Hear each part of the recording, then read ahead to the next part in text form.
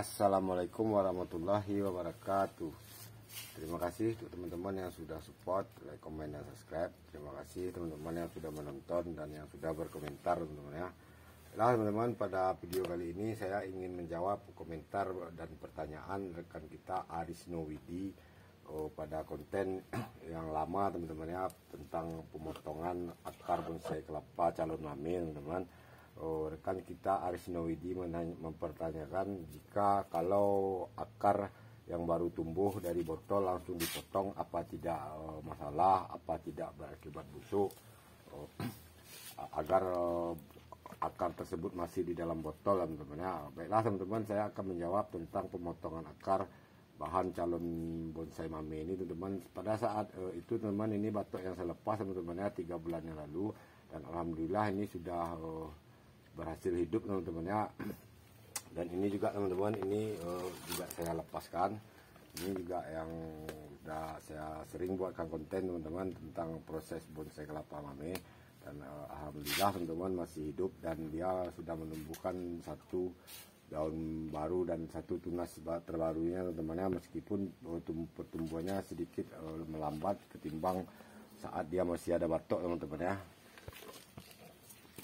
Teman-teman, pada video yang dipertanyakan oleh Aris Nowidi tersebut, teman-teman, saya saat itu memotong bahan bonsai kelapa ini, teman-teman ya. Mungkin ini yang alhamdulillah ini akar sudah mulai banyak kembali, teman-teman. Ini juga saya lupa merawatnya, sudah 2 minggu, sudah hampir 1 bulan tidak saya cek akarnya, teman-teman.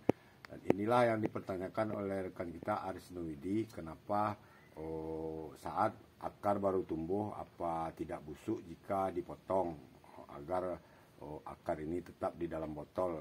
Namun kebetulan ini, teman-teman, saya tidak memprogram dengan botol, saya memprogram masih dengan sabutnya, teman-teman ya, tanpa media. Dan inilah teman-teman kelebihan bonsai kelapa, tunas kelapa, teman-teman. Saat dia masih ada batok, teman-teman, dia hanya disuplai nutrisinya oleh batok ini, teman-teman ya. Namun jika batok ini sudah terlepas, jangan sesekali kita memotong akar yang baru tumbuh, teman-teman, itu bisa berakibat fatal. Dan jika bahan bonsai mame ini, teman-teman, kita memang harus selalu memotong akar-akar yang baru tumbuh, teman-teman ya. Dan ini saya potong, teman-teman. Dan ini insya Allah tidak akan menyebabkan busuk, teman-teman ya, karena akar yang kita potong ini masih segar. Dan ini semua akar yang tumbuh ini, teman, ini hanya akar cabang, teman-teman ya. Ini kita potong lagi, teman-teman ya. Dan inilah saya menjawab pertanyaan Aris Nowidi. Ini bahkan akar cabangnya yang saya potong ini insya Allah tidak mengapa, teman-teman ya, karena ini belum juga akan saya pindahkan. Karena saya ingin sedikit membesarkan daunnya, teman-teman. Karena saat ada satu bahan kelapa sayur saya yang sudah saya kerdilkan saat masih program mame ini, teman-teman, gagal tumbuh, teman-teman ya. Satu bahan saya mati karena terlalu kerdil. Saat kita melepas batok, dia gagal beradaptasi, teman-teman. Nah, ini sudah kita potong semua, teman-teman ya. Hanya saya tinggalkan akar-akar serabut ini, teman-teman ya. Namun jika teman-teman ragu, ini bisa kita oleskan, teman, dengan bawang merah, teman-teman ya, untuk sebagai zat perangsang tubuh agar akar serabut, akar yang kita potong tersebut bisa cepat tumbuh, teman-teman ya. Dan bawang merah ini juga berfungsi sebagai antiseptik untuk akar-akar yang kita potong, barusan kita potong, teman-teman ya. Kita oleskan saja sekeliling, teman. Ini juga sebagai zat perangsang tumbuh akar baru, teman-teman ya. Dan insya Allah, teman-teman, akar yang kita potong ini tidak akan busuk. Oke, teman-teman, ini, teman-teman, akan saya rimbunkan dan sedikit tidak saya perkerdil, teman-teman ya, karena saya tidak ingin bahan ini sulit beradaptasi jika pelepahnya sudah kecil, terlalu kerdil, teman-teman. Nah, satu bahan saya mati akibat terlalu kerdil saat kita sebelum mau lepas batok, dia sudah kerdil. Nah, itu sepertinya agak sulit dia beradaptasi, teman-teman ya, karena struktur pelepah sudah kurus. Nah, sangat berisiko, teman-teman. Untuk itu ini saya sedikit mengeloskannya, teman-teman, namun tidak terlalu membesar, teman-teman ya.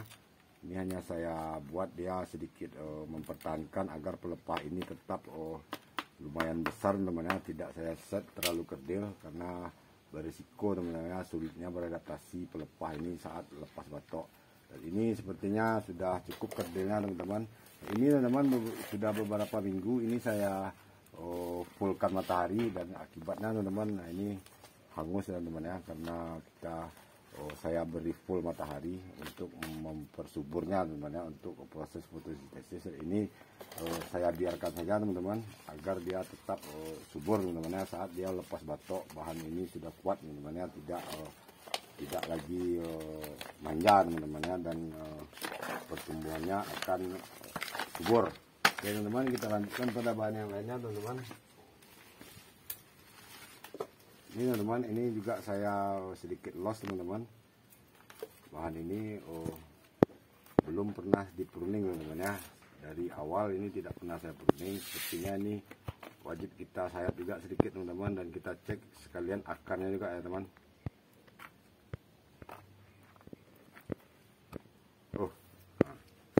Terlebih dulu kita cek akarnya teman-teman. Astaga, ini akar sudah kelewatan teman-teman. Ini sepertinya akar sudah terlalu panjang teman-teman. Ini sudah hampir lebih 1 bulan tidak saya cek teman-teman. Ternyata akar sudah kelewat panjang teman-teman. Namun tidak masalah teman-teman, saya ingin mengelosnya terlebih dulu. Ini juga kembali kita potong teman-teman. Dan ini semua kita potong, bahkan dengan akar-akar cabangnya dan akar serabut yang keluar ini kita potong saja teman-teman.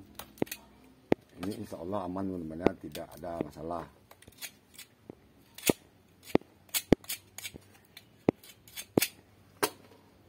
Namun jika teman-teman ragu, ini bisa kita oleskan bawang merah teman-teman ya, untuk antiseptik dan juga sebagai zat perangsang tumbuh teman-teman ya. Jadi akar ini di dalam botol ini teman-teman insya Allah aman, tidak akan terjadi pembusukan. Oke, teman-teman, kita cek satu bahan lagi teman-teman. Ini masih ada yang belum saya lepas batoknya teman-teman. Ini juga akar serabut sudah pada keluar teman-teman ya. Kita potong aja teman-teman ya. Jangan ragu ya teman-teman memotong akar yang masih ada batoknya nih teman-teman ya, kecuali sudah saat kita melepas batok. Nah, itu jangan lagi kita memotong akarnya teman-teman. Oke teman-teman, cukup sampai segitu dulu pertanyaannya teman-teman. Atas pertanyaan rekan kita Asloidi. Dan ini teman-teman sekalian saya update teman-teman, pasca juga pelepasan batok. Ini seperti ini teman-teman, dia tidak terlalu kerdil saat kita masih memprogram, dan alhamdulillah ini pertumbuhannya adaptasinya bagus teman-teman saat kita melepas batok. Jika terlalu kerdil teman-teman, sepertinya sangat berisiko saat kita melepas batok terjadi resiko gagal adaptasi teman-teman ya. Ini sedikit kita rapikan teman-teman tepian pelepahnya.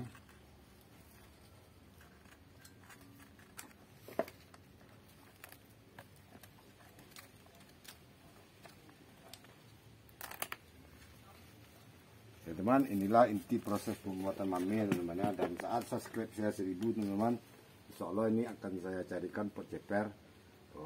Untuk itu mohon dukungannya untuk like, komen, dan subscribe. Terima kasih. Pertanyaannya Aris Nuwidi. Sampai bertemu lagi pada konten selanjutnya. Assalamualaikum warahmatullahi wabarakatuh.